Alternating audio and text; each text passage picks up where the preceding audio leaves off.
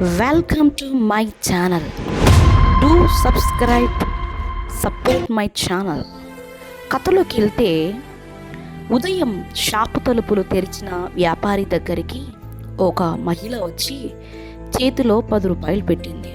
ఇదిగో సార్, నిన్న మీ వద్ద షాపింగ్ చేసినప్పుడు 10 రూపాయలు తక్కువ తిరిగి ఇచ్చారు అంది. ఎక్కువ తిరిగి ఇచ్చారు అంది. వ్యాపారి ఆశ్చర్యంతో చూశాడు. అది ఎప్పుడు జరిగింది అని అడిగారు. మహిళ నవ్వుతూ చెప్పింది, నిన్న సాయంత్రం 100 ఇచ్చి 70 రూపాయల సరుకు తీసుకున్నాను, మీరు పొరపాటున 40 ఇచ్చారు, 30 ఇవ్వాల్సింది అని చెప్పింది. ఆ వ్యాపారి ఆ నోటుని కృతజ్ఞతగా తలకి తాకించి క్యాష్ బ్యాగ్లో వేసి ఆశ్చర్యంగా అడిగాడు, అక్క, మీరు వస్తువులు కొనేటప్పుడు 5 రూపాయల కోసం బేరమాడారు, ఇప్పుడు 10 రూపాయల కోసం ఇంత దూరం వచ్చారా? ఆ మహిళ ప్రశాంతంగా ఇలా చెప్పింది, బేరం ఆడడం మా హక్కు, కానీ ఒప్పుకున్న ధర కంటే తక్కువ చెల్లించడం పాపం. నిన్న రాత్రి ఇవ్వాలనుకున్నాను, కానీ మీ షాపు మూసేశారు. ఎక్కడి నుంచి వచ్చారు అని అడిగాడు వ్యాపారి. సెక్టార్ 8 నుంచి అంది ఆమె. ఏమిటి, 7 కిలోమీటర్లు వచ్చి 10 రూపాయలు ఇస్తున్నారా? మహిళ సీరియస్గా ఇలా సమాధానం ఇచ్చింది, అవును, నా మనసుకు శాంతి కావాలంటే అలా చేయాల్సిందే. నా భర్త ఈ లోకంలో లేరు, కానీ ఆయన ఒక మాట చెప్పేవారు, ఇతరుల సొత్తు 1 రూపాయి కూడా వద్దు. మనిషి చూడకపోయినా దేవుడు ఎప్పుడైనా అడగచ్చు, ఆ పాపం నా పిల్లల మీద పడకూడదు. అలా చెప్పి ఆమె వెళ్ళిపోయింది.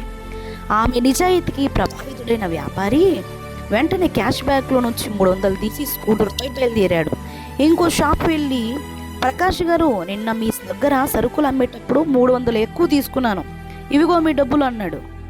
ప్రకాష్ గారు నవ్వుతూ, తర్వాత ఇచ్చినా పర్లేదు కదా, ఇంత ఉదయాన్నే ఎందుకు వచ్చారు అన్నాడు. అతడు సమాధానం ఇచ్చాడు ఇలా, మీకు నేను బాకీ ఉన్న విషయం మీకు తెలియదు. నేను ఒకవేళ ఈరోజు చనిపోతే దేవుడు నన్ను ప్రశ్నిస్తాడు, అడుగుతాడు. ఆ భారము నా పిల్లల మీద పడకూడదు. ఆ మాటలు ప్రకాష్ హృదయాన్ని తాకాయి. 10 ఏళ్ల క్రితం తను తన స్నేహితుని దగ్గర నుంచి 13 లక్షలు అప్పు తీసుకున్నాడు, కానీ ఆ మరుసటి రోజే ఆ స్నేహితుడు చనిపోయాడు.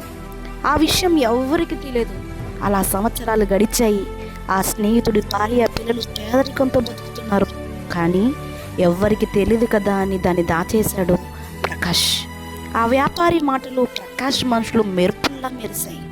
దేవుడు ఎప్పుడైనా అడగొచ్చు, ఆ శిక్ష నా పిల్లల మీద పడవచ్చు. 2 రోజులు తినలేక నిద్రలేక చివరికి బ్యాంకులో నుంచి 13 లక్షలు తీసి తన స్నేహితుడి ఇంటికి వెళ్ళాడు. స్నేహితుడి భార్య అతన్ని చూసి ఆశ్చర్యపోయింది. ప్రకాష్ ఆమె కాళ్ళకు వంగి కన్నీళ్లు పెట్టుకున్నాడు. ఆమె చేతిలో 13 లక్షలు పెట్టి, ఇది మీ భర్త డబ్బమ్మ, నా మనస్సు నేడు తేలికైంది అన్నాడు. తన కష్టాల మధ్య ఇంత పెద్ద మొత్తం చేతిలో రావడంతో ఆ మహిళ కళ్ళల్లో నీళ్లు గదిలాయి. తన పిల్లలను చూసి చెప్పింది, దేవుడు న్యాయాన్ని ఆలస్యంగా చేస్తాడేమో కానీ తప్పకుండా చేస్తాడు. అవును, ఆ మహిళ ఎవరో తెలుసా? నిన్న 10 రూపాయలను తిరిగి ఇచ్చేందుకు 7 కిలోమీటర్ల దూరాన్ని 2 సార్లు ప్రయాణం చేసిందే ఆ విధవరాలి మహిళే. బాధ్యత, నీతి, నిజాయితీలు, ధర్మం, న్యాయం, ఇవి మనిషిని దేవుడు దగ్గరికి తీసుకెళ్తాయి. ఇంకో విషయం గమనించాలి, దేవుడు పరీక్షిస్తాడు, అంతేగాని కష్టార్జితాన్ని నష్టపోనివ్వడు. Thanks for watching.